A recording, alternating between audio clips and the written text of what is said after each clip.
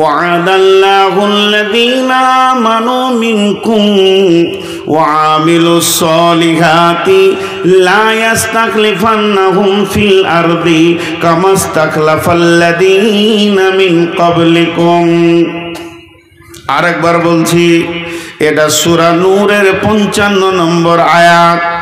আপনারা একবার আমার সঙ্গে জবাব দেবেন, প্রশ্ন করব, উত্তর দেবেন। ওয়াদাল্লাহুল্লাযীনা আমানু মিনকুম ওয়া আমিলুস সলিহাতি লা ইস্তাখলিফান্নাহুম ফিল আরদি কামা ইস্তাখলাফাল্লাযীনা মিন ক্বাবলিকুম। নবীজি গুরুত্বপূর্ণ কথা 3 বার বলতেন, এর জন্য 3 বার বলছে ওয়াদাল্লাহুল্লাযীনা আমানু মিনকুম ওয়া আমিলুস সলিহাতি লা ইস্তাখলিফান্নাহুম ফিল আরদি কামা ইস্তাখলাফাল্লাযীনা মিন ক্বাবলিকুম। আল্লাহ বলছেন, হে বিশ্ব মুসলমান, ওরে আহলে কোরআন, ওরে আহলুল হাদিস, ও বিশ্ব কোরআনের ছায়াতলে তোরা যারা রয়েছিস, সূরা নূরের 55 নম্বর আয়াতটা খুলে দেখ। আমি রব তোদের সঙ্গে ওয়াদা করছি, কারো পায়ে হাত দিতে হবে না, কাউকে তেল দিতে হবে না, মোদিকে দিতে হবে না, অমিত শাহকে দিতে হবে না, আদিত্যনাথ যোগীকে দিতে হবে না, যত ভারতবর্ষের নেতা আছে এদের পায়ে তেল দিস না, এদের পেছনে তোরা ঘুরিস না, শুধু একজনকে রাজি কর। আমি আল্লাহ ওয়াদা করছি, হে ইমানদারেরা, তোরা যখন আমার ছায়াতে এসে 100% ঢুকে যাবি, আমাকে রাজি করে নিবি, তাহলে তোদেরকে ব্যালট লাগবে না, সারা বিশ্বের হুকুমত তোদের হাতে আমি আল্লাহ তুলে দিব, তোরাই শাসন করবে, তোরা শাসিত হবি না। আল্লাহ বলছেন, খালি আল্লাহকে রাজি করেন, বাস, আর কাউকে নয়। ভারতবর্ষ কাদের হাতে আছে? বিজেপির হাতে, চলে আসবে মুসলিমের হাতে। আল্লাহ রাজি হয়ে গেলে একজনকে রাজি করেন, দৌড়তে হবে না, আল্লাহ রাজি হয়ে যাবে। সকালবেলায় দেখবেন মুসলিমের হাতে দেশটা। কি করে দেখবেন? তাহলে কি ভোট হলো না, দরকার নাই ব্যালটের, রাতেই মুদিকে ইমানের দিয়ে দেবে আল্লাহ। সকালে দেখবেন মুদি নিজে কালেমা পড়ছে। পারবে আল্লাহ এটা করতে? ঠিক করে বলেন তো, খুব সত্য কথা বলেন। অন্য জাতিদের কথা আমি ছেড়ে দিলাম, তাদের কাছে হালাল হারামের খবর পৌঁছায়নি, ছেড়ে দিলাম। পার্টিকুলার মুসলিমের কথা বলছি। মুসলিম যতগুলো পঞ্চায়েত প্রধান আছে সব আমানতদার আছে। আরে কথা বলে না, লুটেরা। তাহলে এদের হাতে একদিনের জন্য মনে করেন সারা ভারতবর্ষের সমস্ত নেতাগুলোকে তাদের পদ থেকে রিজাইন দিয়ে 100-তে 100 মুসলিম বসিয়ে দেওয়া হলো, ঘোষ বাড়বে না কমবে? বাড়বে। এদের মতো হারামখোর আর কেউ নাই। হাজি, এই যে মসজিদে ইমাম ভাতা চলছে, ইমাম ভাতা নিয়ে আমি ফতোয়া দিচ্ছি না, আমার ফতোয়া দেওয়ার জ্ঞান নাই। ইমাম ভাতা নিয়ে আমি ফতোয়া দিচ্ছি না, নেওয়া যাবে কি যাবে না আমার জ্ঞান নাই, ইলম নাই, ওই পর্যায় পর্যন্ত আমার শিক্ষা নাই। কিন্তু প্রত্যেকটি জেলাতে বা থানাতে ব্লকে একটা করে সর্দার আছে না, ওদের নেতা আছে না ইমাম? ও ঘোষ খেয়েছে কি খেয়েছে না? কেন খেয়েছে? ওর পেছনে যে মসজিদের লোকগুলো নামাজ পড়ছে হবে, অন্য মুফতিকে জিজ্ঞেস করে নেবেন, পাক্কা ঘোষখোর বেঈমান। অন্য একটা ইমাম সাহেব খালি বলছে নামটা চেঞ্জ করে দেন কি মসজিদটা চেঞ্জ করে, 2000 টাকা দেয়, 4000 টাকা দেয়। একটা ইমামের যদি এটা আচরণ হয়, একটা ইমাম আলিম যার কাছে রসুলের হাদিস আছে, তার যদি এটা আচরণ হয়, তো মাতাল পঞ্চায়েত প্রধানের তো হবেই। বলেন, এই জন্য আল্লাহ বলছেন ওয়ামিলুস সলিহাতি ওয়া আমিলুস সলিহাতি, তোরা পরিপূর্ণ ঈমানদার হয়ে যা। লা ইয়াস্তাকলিফাল্লাযীনা মিন ক্বাবলিকুম কামা ইস্তাকলিফাল্লাযীনা মিন ক্বাবলিকুম, যেমন তোদের পূর্বপুরুষেরা ইতিহাস খুঁজতে খুঁজতে উমারের যুগে চলে যা, রসুলের যুগে চলে যা। একজন বাহরাইন বিজয় করেছে, একটা সাহাবী বাহরাইন বিজয় করেছে। 1.5 লক্ষর মোকাবেলায় মাত্র 10,000 সাহাবী গোটা রোম সম্রাটকে হিলিয়ে দিয়েছে, কাঁপিয়ে দিয়েছে। যেদিকেই তারা গেছে জয় জয়াকার, জয় জয়াকার, জয় জয়াকার। যেদিকেই তারা হেঁটেছে জয় জয়াকার। আজকে কেন হচ্ছে না? তোদের ঈমানে ফিউজ লেগেছে।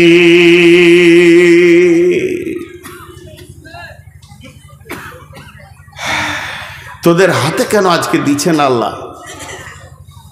তোদের হাতে কেন রাজ্য দিচ্ছে না আল্লাহ? তোদের চরিত্র শেষ।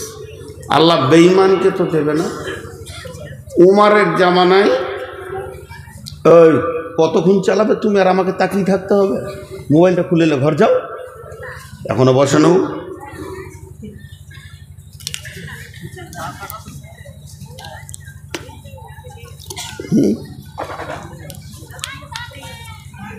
কতক্ষণ?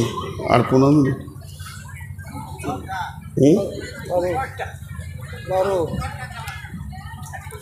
বলছে 12 ঘন্টা। কারণ বাবার ক্ষমতা আছে 12 ঘন্টা বসে। আমার বড় ভাই বলছে 12 ঘন্টা। জি দেখেন, এখানে একটা মজার কথা আপনাদেরকে বলি। উমারের জামানার একটা ঘটনা শুনেন।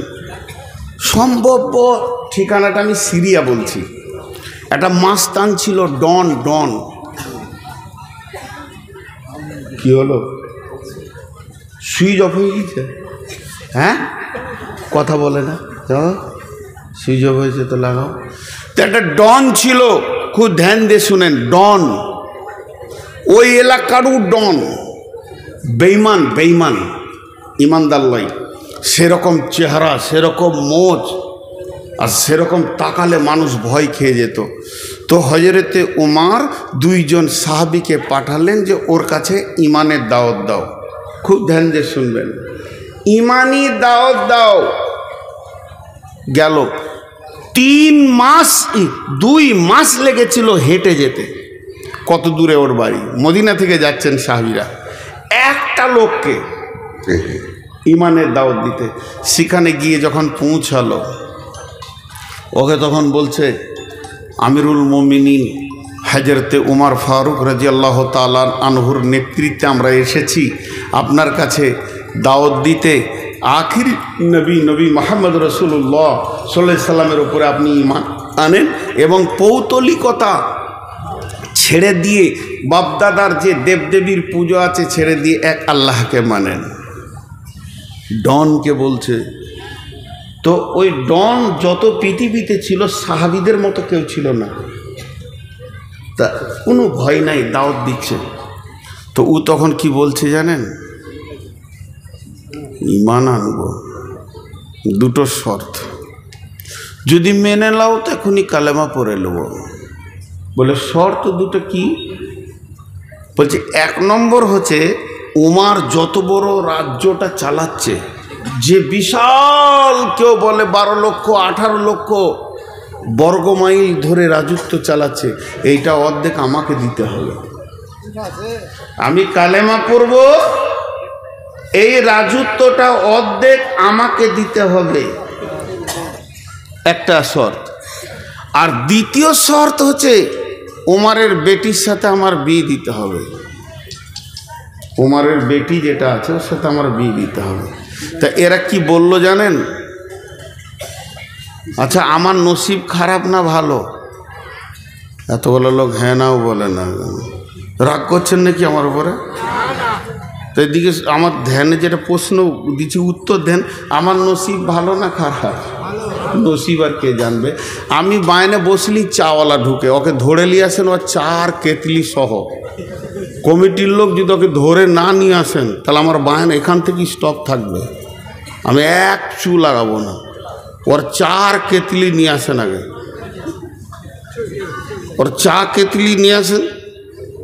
ওই পাশে কে বসে আছেন ভাই, ওর কেতলি আর চাটা নিয়ে আসেন এখানে, আর ওকে ধরে নিয়ে আসেন। ওই তুই এইদিকে আয়, ওই চাওয়ালা, ওই এদিকে আয় তুই।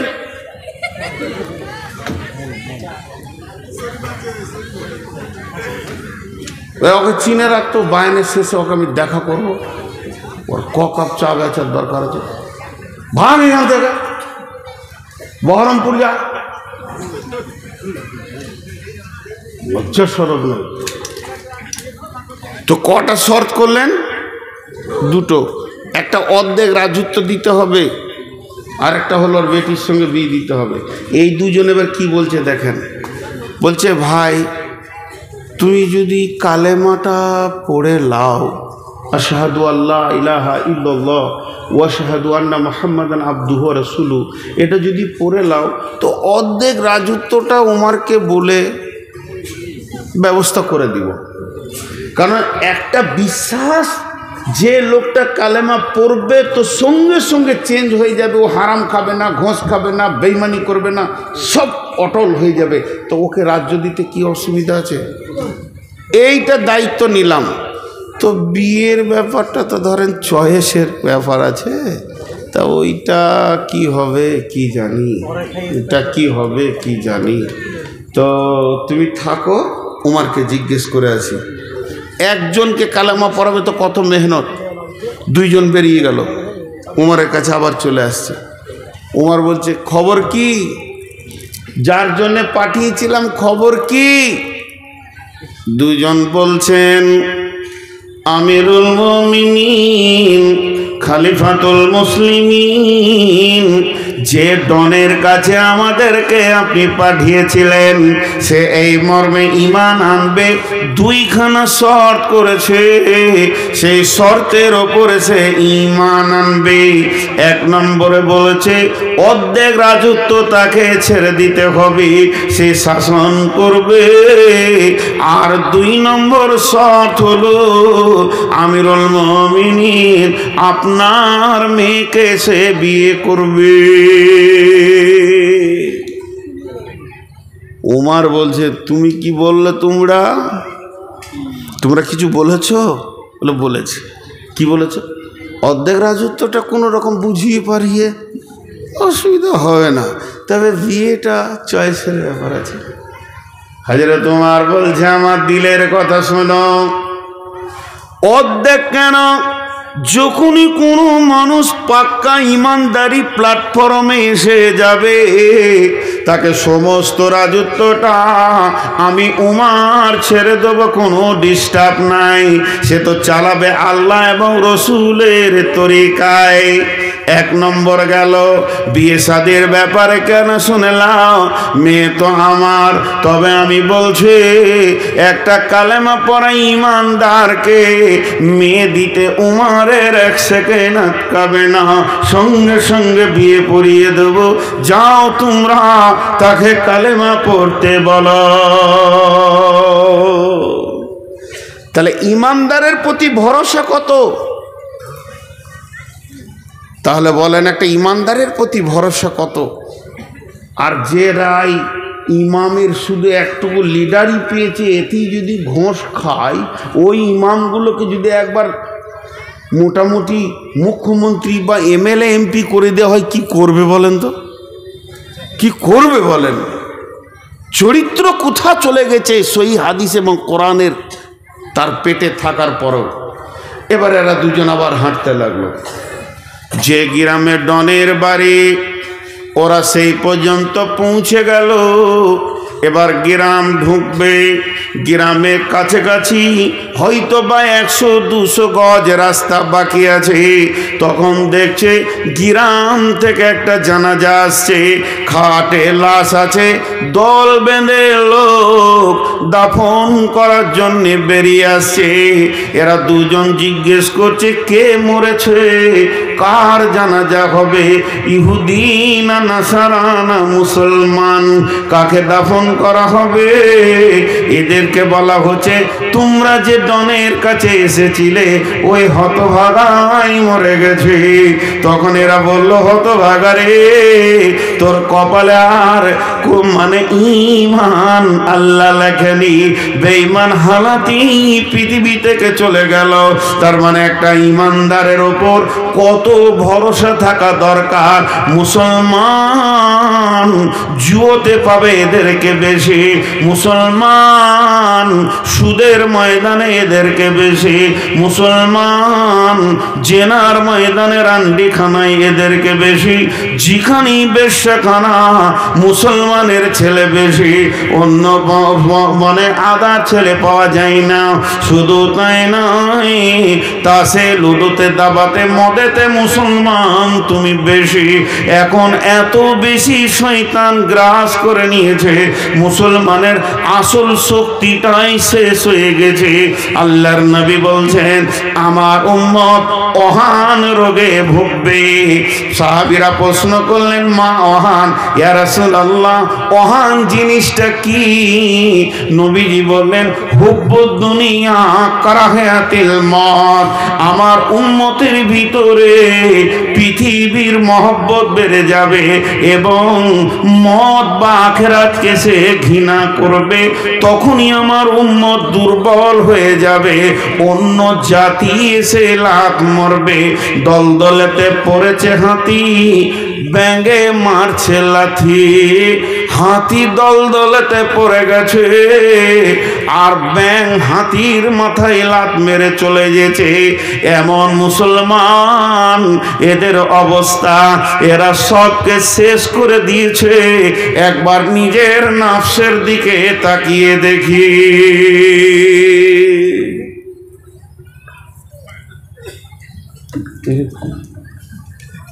কি ঘটবে শেষকালে স্টেজে, আমি তাই চিন্তা করছি। একজনা পড়ে গেছে, একজনা কি খবর আনছে বারবার জিবরাইলের মতন। হ্যাঁ হ্যাঁ, তাই তো মনে হচ্ছে।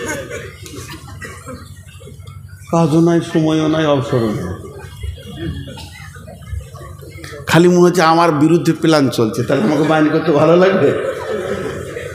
কারো যদি এটা মনে ঢুকে যায় যে আমার বিরুদ্ধে প্ল্যান চলছে, তার ভালো লাগবে বাহিনী করতে? আপনাদের বিরক্ত লাগছে নাকি?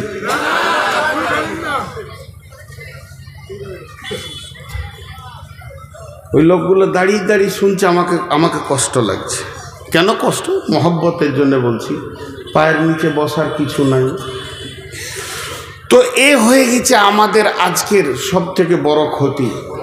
ইসলামকে কি বলেছেন রাসূলুল্লাহ সাল্লাল্লাহু আলাইহি ওয়াসাল্লাম? প্রাসাদ। সহি বুখারীর হাদিস। ইসলাম হলো একটা প্রাসাদ। সেই প্রাসাদে যতগুলো ইট লেগেছে, প্রথম ইটটাকে হযরত আদম আলাইহিস সালাম আর শেষ ইটকে নবী মুহাম্মদ রাসূলুল্লাহ সাল্লাল্লাহু আলাইহি ওয়াসাল্লাম। তার মানে কম বেশি 1.5 লাখ ইট লেগেছে।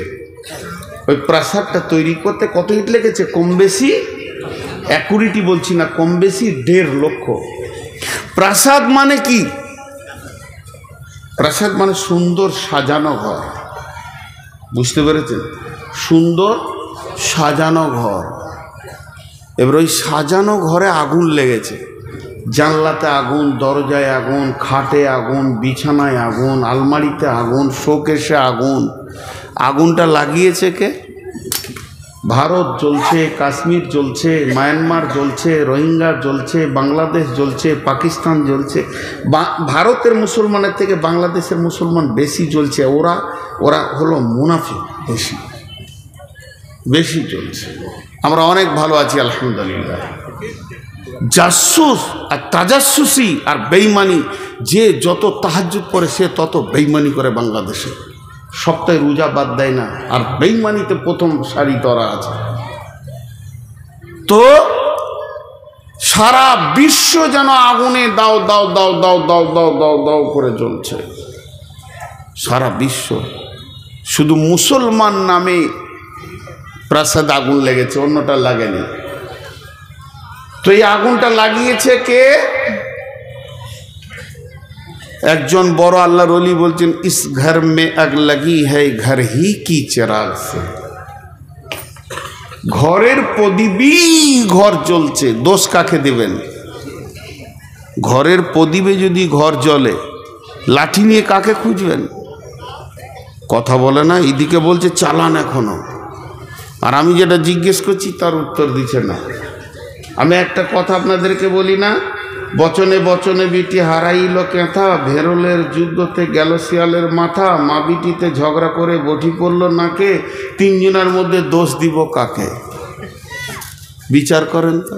এটা অনেকবার বলেছি, এটা বহুদিন পর আবার বললাম।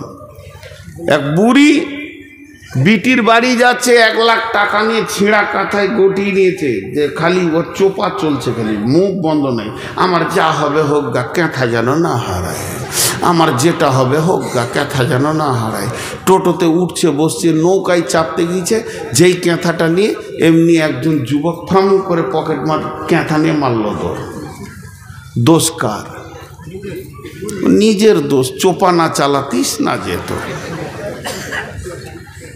জি, ভেরলের যুদ্ধতে গেল শিয়ালের মাথা, দুটো বড় বড় ষাঁড় ভেড়া ফটাস ফটাস করে মারছে, আর একটা শিয়াল খালি মুখ দিয়ে লাল পড়ছে, যেটা পড়বে ওইটা আমার, যেটা পড়বে ওইটা আমার।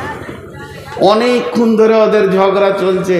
এই মনে মনে করছে ওরা নাটক করছে নাকি রে, এখনো পড়ে না কেন? কিন্তু ভেড়ার মাথা খুব শক্ত, তো পড়ে না কেন রে? তো একবার মাঝে ঢুকে টেস্ট করতে গিয়েছে, দুদিক থেকে মেরেছে, তো ওই লাশ। এই যে লাশটা পড়লো, দোষ কার? ওর নিজের দোষ। তার মানে এমএলএ নমিনেশন ফাইল চলছে, দাঁড়িয়েছে কে? ঘোষ, গুয়ো, গুপ্ত, যেগুলো অজাত, শিডিউল ক্লাস, তারা দাঁড়িয়েছে। একদিকে দাঁড়িয়েছে ব্যানার্জি, একদিকে দাঁড়িয়েছে চ্যাটার্জি, একদিকে দাঁড়িয়েছে মমতা ব্যানার্জি, আরেকদিকে দাঁড়িয়েছে কে? ওই বুদ্ধদেব ভট্টাচার্য। মধ্যখান থেকে মরছে এই ভেড়া কটা, এই চালাক মুসলমান কটা। ভেরলের যুদ্ধ চলছে ভারতবর্ষে, লাশ হচ্ছে কারা? মুসলিমরা। ওকে খালি বলেছে 3 কেজি পঞ্চায়েতে গম দেবো তোকে, অতি রং মেকে তৃণমূল কংগ্রেস লড়াই লড়াই লড়াই চাই, লড়াই করে বাঁচতে চাই। তুই তো মরবি বে সকালে। ভোট পাবে ওরা, হয় জিতবে ব্যানার্জি, না হয় জিতবে চ্যাটার্জি, না হয় জিতবে দাস, না হয় জিতবে গুপ্ত, আর মরবি তুই সুপ্ত। কুকুরে টানাটানি করবে তোর লাশ নিয়ে। আর যখন ওই লাশটাকে নিয়ে কলকাতা নিয়ে যেছে, মর্গে নিয়ে যেছে, যে বড় বড় পার্টির নেতারা আসছে, তোর ফ্যামিলির লোক মনে করছে যেন জান্নাতুল ফেরদাউস গেল। এত বড় বড় নেতা যখন আমার ঘরে এসেছে, তা লাশটা মনে হয় জান্নাতুল ফেরদাউস গেল।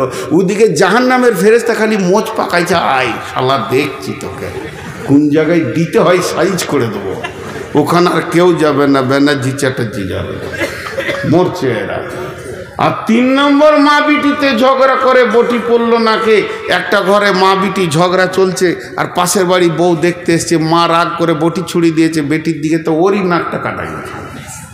দোষ কার?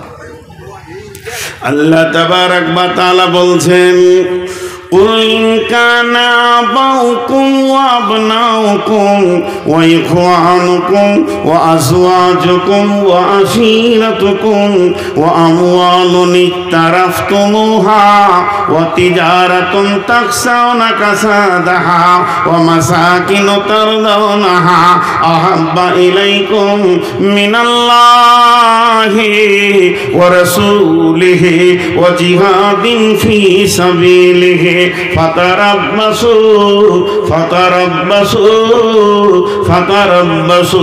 حتى يأتي الله بأمره। অপেক্ষা কর, আল্লাহ রেগে গেছেন, আল্লাহ যেদিন তোদেরকে কেড়ে নেবে। আপনি ইমামের চোখে মুসলমান, মুয়াজ্জিনের চোখে মুসলমান, হাজির চোখে মুসলমান, গাজীর চোখে মুসলমান, কিন্তু আমার রবের চোখে চোখে আপনি ফাসিক। আল্লাহ বলছেন ওয়াল্লাহু লা ইয়াহদিল কওমাল ফাসিকিন, আল্লাহ ফাসিক বেঈমানদেরকে কোনোদিন হেদায়েতের পথ দেবেন না। একটা ছোট্ট সত্য কথা জিজ্ঞেস করব, যদি সত্য সত্য আপনি উত্তর দিতে পারেন তাহলে আলহামদুলিল্লাহ পড়ব। একটা হিন্দু ছেলে আপনার এলাকায় চলাফেরা মুসলমানদের মতো, গোসল করে, পেচ্ছাপ করে, পানি নেয়, ও মূর্তি ফুর্তি মানে না, ওগুলোর প্রতি ওর ধ্যান ধারণা নাই, ও পুজোকে গুরুত্ব দেয় না, ওইদিকে যায় না। মাঝে মাঝে আপনার সঙ্গে চা খায়, ফুটবল ময়দানে খেলতে যায়, আর মাঝে মাঝে বলে তো দিদি ওটা ভালো রে, আজান হচ্ছে কত, একসঙ্গে নামাজ পড়ছিস। এখন ওকে আপনি মনে মনে পার্সেন্টেজ করছেন, উফ 80% চলে এসছে এইদিকে, আর একটু হলেই মুসলিম হয়ে যাবে। এই আকাঙ্ক্ষাটা আপনার হবে কি হবে না? 4 জন বলেছেন, সবারই কাছে একবার শুনতে চাইছি, যদি কোনো হিন্দু ছেলে আমাদের ধর্মকে ভালোবাসে, আমাদের চালচলনকে ভালোবাসে, তো আপনার দিল কৌতূহল হবে কি হবে না যে মুসলমান হয়ে যাক? হবে। সত্য কথা বলেছেন, আলহামদুলিল্লাহ। তাহলে একটা হিন্দুর চালচলন মুসলিম দেখলে যদি আপনার এটা মনে হয় আমাদের চালচলন তো হিন্দুদের 16 আনা হয়ে গিয়েছে, তাহলে ওদের মনটা বলবে না যে 2-4 চাবুক লাগাই নিয়ে ঢুকে যাবে সব? ওদের বলাটা কি অন্যায় আছে বলেন? আমাদের বিয়ে শাদী হিন্দুর মতো, পোশাক হলো বেঈমানের মতো, চুলের কাটিংয়ে রসুল নাই, খাওয়াতে রসুল নাই, আর টাকনোর নিচে কাপড় শিখানেও রসুল নাই, কথাবার্তা লেনদেন দাদা বৌদি কাকি কাকিমা জেঠু ফুপা ফুপি বেরোচ্ছে না, এখন পিসি মাসি বলতে শুরু করে দিয়েছে। মুসলমান তুমি 95% চলে গেছো, মসজিদও ঢুকো না, অত গুরুত্ব দাও না। একটা ব্যানার্জি ছেলে জানে আমার বন্ধুর নাম কবিরুল ইসলাম, সেই ইসলামের বড় কবিরুল ইসলাম, বড় ইসলাম ওলা তার নাম। তাকে জিজ্ঞেস করছে, কবিরুল আজকে জুমার দিন তুই কি করবি? চল না রে ফারাক্কা থেকে ঘুরে আসি, জুমা পরে হবে, অন্যদিন পরে নিলেও হবে। তখন ওই গুপ্তের ছেলেটা আইডিয়া করছে, এই জুমার মুখেও মুতে দেয়, পেশাব করে দেয়, এই পেচ্ছাপ করে আমিও পানি নিলাম না, উইও নিল না, এবং আমার টাকনুর নিচে কাপড়, ওরও কাপড়। ও 80% আসলে আপনার আমার দিল যদি মনে করে ঢুকে যাক, আমরা 95 কেন 99% হিন্দুত্বকে গ্রহণ করে নিয়েছে, ইহুদি নাসারাকে গ্রহণ করে নিয়েছে, তবে কেন তারা মেহনত করবে না যে আর 2 চাবুক লাগাইলেই ঢুকে যাবে? এই জন্যে তারাও উঠে পেরে লেগেছে। মুসলমান তুমি তোমার সত্তাকে হারিয়ে দিয়েছো, এর জন্যে তুমি কোন ক্লাসের বোঝা যাচ্ছে না। একটা ট্রেনের বগি এই রোডের ওপরে পড়ে আছে, ট্রেনের কামরাটা বগিটা ট্রেনের, চাকাগুলো টায়ার ট্রাকের না ট্রাক্টরের, আবার হেলিকপ্টারের পাখা, প্লেনের ডানা, বলেন গাড়িটার নাম কি? এ গাড়িটার কোনো নাম কেউ খুঁজে পাবেন না। বগিটা ট্রেনের মতো, চাকাগুলো ট্রাক্টরের, হেলিকপ্টারের পাখা, প্লেনের ডানা লাগানো থাকলে ও গাড়িটার নামই খুঁজে পাওয়া যাবে না। তো মুসলমানের নামগুলি মুসলমান, চালচলন হিন্দুর মতো, কথাবার্তা বৌদ্ধর মতো, এবং এদের বিয়ে শাদী ইহুদির মতো, মাথার চুল ইহুদির মতো। এই জাতটার নাম কি কেউ খুঁজে পাবে না। সবাই চাইবে চাবুক লাগা আমাদের দিকে ঢুকিয়ে নি। এই সাহসটা বিশ্ব নবীর সাহাবীর কাছে কেউ করতে পারেনি। অভাব, আব্দুর রহমান ইবনে আউফের অভাব, এ আউফ নয়, আব্দুর রহমান সাহাবীটার নাম। অভাব, ঘরে 2-1 দিন খাবার নাই, অভাব চলছে, ধার করতে গেছে, ঋণ করতে গেছে উমাইয়ার কাছে।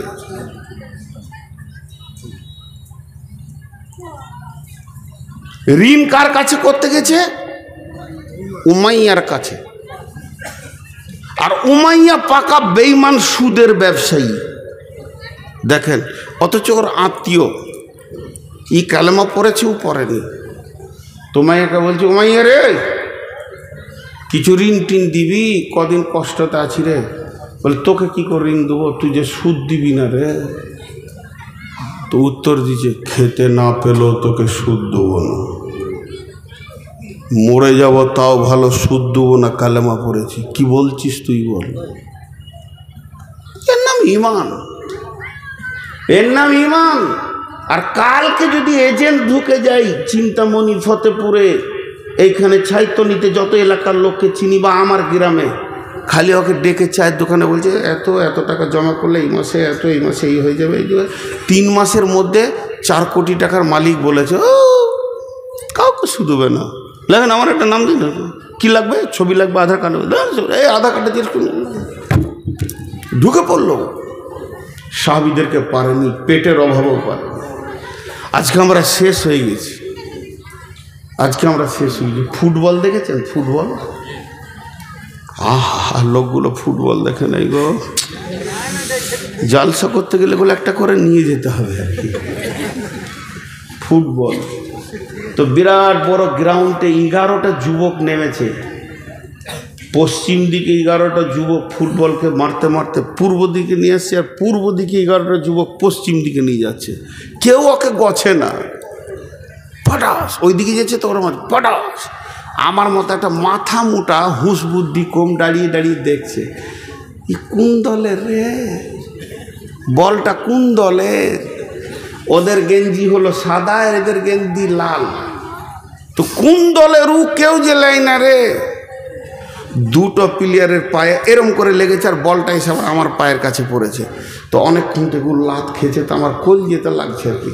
তো উনি করে কুড়িলে বললাম, ভাই তুই এত লাত খেয়েছিস রে, তুই কোন দলের, আর তোকে লাত খাইছে কেন বলতো? 2টো প্রশ্ন করলাম, তুই কোন দলের, তোকে লাত খাইছে কেন? ফুটবল উত্তরে বলছে, আমি কোনো দলের লয়। তো গরু চুরি করেছিলি না, তা লাত খাইছে কেন? ওই যে আমার ভিতর ফাঁকা, ওই লেগে লাত খেয়েছি। কই ইটকে মারুক তো দেখি, একটা পাথরকে মারুক তো দেখি, কত শালা হিরো আছে ওরা, আমি ফাঁকা। তো বর্তমান রাজনৈতিক ময়দানে মুসলিমরা হলো ফুটবল। কথা ঠিক না ভুল বলে? কেন? সিপে মেরেছে এককালে লাত। আপনারা খেয়াল করেছেন কিনা, যে লোকগুলো সিপেমে মাস্তানি করে হারাম খেয়ে হিরো হয়েছিল, ওরাই আবার তৃণমূলে হিরো, খালি কালার চেঞ্জ করেছে। সারা জীবন ওদেরকে এই করতে হবে, যে লাত খেয়েছে, এই লাত খেয়েছে, ওই লাত খেয়েছে। তা আসলে কি, ওর ভিতরটাই ফাঁকা, ভিতরে হৃদয়ে আল্লাহ থাকবে, রসুল থাকবে। সাহাবীরা ছিল পাথরের মতো অটল, হিলাইতে পারেনি, কিন্তু এরা লাত খেয়েছে, ওই জন্য শেষ হয়ে গেছে। আল্লাহ তাবারাক ওয়া তাআলা বলছেন, এতক্ষণ তো সমস্যার কথা হলো, সমাধানের মাত্র 2টি আয়াত আপনাদের সামনে তুলে ধরছি। ফালিয়াবুদু রব্ব হাযাল বাইত আল্লাযী আত'আমাহুম মিন জু'ইন ওয়া আমানাহুম মিন খাউফ। এখন কি হলো? চালাবো তো, ওই যতই ধরবো ওইখানেই শেষ। কত কালেকশন দিয়েছি, কে কালেকশন করবে? মাথা খারাপ, আমি বকতে এসেছি। সবাই কালেকশন করলে হবে? লোকগুলো গরিব হয়ে যাবে না, পকেটে যে কটা আছে সব বেরিয়ে যাবে খামখায়। কেউ দিয়েন না টাকাছি, খামখায় ছোট। 2টি সমাধানের আয়াত আপনাদের সামনে তুলে ধরেছি। এই আয়াত 2টি শুনে বাড়ি চলে যাবেন না। আমার পরে বক্তা আছে, জেন না, কে আছে আমার পরে? আব্দুল জব্বার সাহেব, মাশাআল্লাহ, ভালো বক্তা। বিসমিল্লাহির রহমানির রহিম। ফালিয়াবুদু রব্বা হাযাল বাইত। আপনারা চালাক দেখেছেন? সবাই তাকান আমার দিকে। চালাক দেখেছেন? তাড়াতাড়ি বলেন। না দেখেন না, ওই যে উঠে পালাচ্ছে বলে চালাক। তাকান তাকান তাড়াতাড়ি দেখবেন তো। দেখেন রসুল বলেছিলেন জান্নাতি দেখেছো, তা আমি তো আর রসুল লই, ওটা বলতে পারবো না, কিন্তু চালাক বলবো। কিন্তু চালাক আসলে লাই। চালাকের 3 জায়গায় পায়খানা, তো ওদের 3 জায়গায় পায়খানা লাগবে। এই যে আদায়ের কথা একটু সাউন্ড ওদের কানে পড়েছে, কেটে পর কাটলে কি হবে বাপ? হয় মাদ্রাসায় দিছিলে, নাই হসপিটালে দেবে, আল্লাহ লিবে। ঘর যেতে যেতে এত জোরে কাশবে, আম গাছে মাথা ঠুকে যাবে, এখানটা 4টা সেলাই হবে, হসপিটালে 3 মাস পড়ে থাকবে, সব পিঁড়ে রস বের করে নিবে আল্লাহ। দেখেছেন? আর আমার সঙ্গে কথা বলে না। আখ পিড়া আখের রস বার করা মেশিন দেখেছেন? কটা চাকা থাকে? 3টে থাকে। 3টে থাকে। যেগুলো রাস্তাঘাটে বের করে বড়গুলো 3টে থাকে। কয়টা? 3টে এক মাপের? 3 মাপের। কেন বলেন দেখি? কুসরও ছোট বড় আছে। কুসর হচ্ছে কয় মাসের ফসল? 11 মাস। ধান 3 মাস, সব কিছু 1 মাস 2 মাস 3 মাস। তো কুসরকে 11 মাস চাষি ভালোবাসছে, ওকে বাঁধছে, যত্ন করছে। আর পাশে ধান কেটে নিলে, গম কেটে নিলে, আলু তুলে নিলে, পেঁয়াজ ওষুধ উঠে গেল। কুসর মনে মনে ভাবছে যে আমি চাষির বড় জামাই। ওকে পানি দিচ্ছে, খোল দিচ্ছে যে আরও মোটা হয়। যত মোটা হচ্ছে কুসর ভাবছে যে আমার শরীর স্বাস্থ্য ভালোই আছে, চাষি মনে হয় খুশি। কিন্তু চাষি খুশি অন্য কারণে, রস বার করবে ও। আর ও সারা বছরের জামাইগিরি বের করে দেবে, একবার মেশিনে ভরবে তো 1 ফুটা ওই দিকে নিয়ে যেতে দিবে না। বার কর রস, তারপরে যা। জমিতে তুই ছিলি তো। আল্লাহর জমিনে কুসর পিরা মেশিন 3টে আছে, কোর্ট, হসপিটাল আর মাদ্রাসা। মাদ্রাসায় না, কোর্ট, হসপিটাল আর থানা। মাদ্রাসায় যদি দিবি ওটা জমা, আর না দিবি পিড়ে বের করে নিব। তুই এইখান থেকে উঠে পালাবি, ঢালাইয়ের রাস্তায় উবুর হয়ে পড়বি, নাকে 4খানা সেলাই করে হাসপাতালে বার করবো 22,000 টাকা। তো যান, উঠে যান, এবার যান। কে যাবেন? যান। ওই চালাক 3টে গেল, খবর নেবেন কালকে হাসপাতাল আছে ওরা। যান। হ্যাঁ, মুসাকে আল্লাহ কাবু করেছে। দিবি তা দে, আর না হয় মেশিনে বার কর। একজনা নিয়ে যেতে পারেনি টাকা, আর নিয়ে যেতে পারবে না। চ্যালেঞ্জ। আল্লাহ মেশিন 3টে রেখে দিয়েছে টাকা বের করার। তো আমি যে কথা আপনাদের সামনে বলছিলাম, আল্লাহ কি বলছেন? যে তোদেরকে বেশি দৌড়তে হবে না। তৃণমূল, কংগ্রেস আর সিপিএম ওগুলোর কাছে দৌড়িস না। এই কদিন আগে রাহুল এসছিল না? আর আমি সেদিনে এমন জামে পড়ে গেছি, আর আমাকে নিয়ে যাচ্ছে নুরুল হুদা। রাহুলকে দেখে এত খুশি কিছু যুবক, মনে হচ্ছে স্বয়ং জিবরাইলকে দেখছে। হ্যাঁ, আর ওর বাপ হয় ওইটা, লাফিয়ে কুদে শেষ হয়ে গেল। আরে হারামখোর, তুই অতটা খুশি আল্লাহ কিনে হস না। জি, একটা রাহুল এসছে, কত খুশি। এর থেকে বড় খুশি আমার রব কিয়ামতের মাঠে বলবে, এসেছি রে তোদেরকে দেখা করতে। সকলে রোজা রাখবো ইনশাআল্লাহ। জোরে বলেন রোজা রাখবো ইনশাআল্লাহ। সকলে জোরে বলেন রোজা রাখবো ইনশাআল্লাহ। আল্লাহ এসে দেখা করবে আপনাকে। জি, সুসংবাদ। ওদিকে আমি যাচ্ছি না। তো আল্লাহ 2টি কথা বললেন। 1 নম্বর বললে, তোরা এই যে মসজিদটা আছে, মসজিদের দিকে সবাই মনে মনে আঙ্গুলটা তুলেন। নিজের নিজের গ্রামের মসজিদের দিকে নিজের নিজের আঙ্গুলটা তুলেন। আমি আমার গ্রামের দিকে তুলছি, আমার বাড়ির পাশে আছে, বাড়ির বাম পাশেই আছে ঢুকতে। তো আল্লাহ বলছেন, ফালিয়াবুদু রাব্ব হাযাল বাইত। এটা কাবাকে কেন্দ্র করে আয়াতটা নাজিল হয়েছে। তবে তাফসীর করতে গিয়ে বলা যাবে, এই মসজিদ ঘরটা, এই ঘরের যে মালিক, ওই মালিকের পায়ে তুই উবুর হয়ে পড়ে যা, মালিককে জড়িয়ে ধর, আর চোখের পানিতে মালিককে বল, মালিক রে, তোর দরজা ছেড়ে দিয়ে বহু দূরে চলে গেছিলাম, খালি লাত আর লাত, আর থাপ্পড় খেয়েছি, লাঠি খেয়েছি, রুটি পাইনি। মাবুদ রে, তোর গোলাম তোর কাছে ফিরে এসেছে, তুই ক্ষমা করে দে, আর আমাদের নিরাপত্তার দায়িত্ব তুই নে। আমার কোরআন বলছেন, আল্লাযী আত'আমাহুম মিন জু'ইন ওয়া আমানাহুম মিন খব, তোদের ঘরে আল্লাহ বরকতের ডালি ভরে দেবে রে, অভাব দেখতে পাবি না, রুজি তোদেরকে দেবে। আর তোদেরকে যেদিক থেকে আজাব আসুক, মারপিট আসুক না কেন, আল্লাহ নিরাপত্তার চাদর দিয়ে ঘেরে নেবে।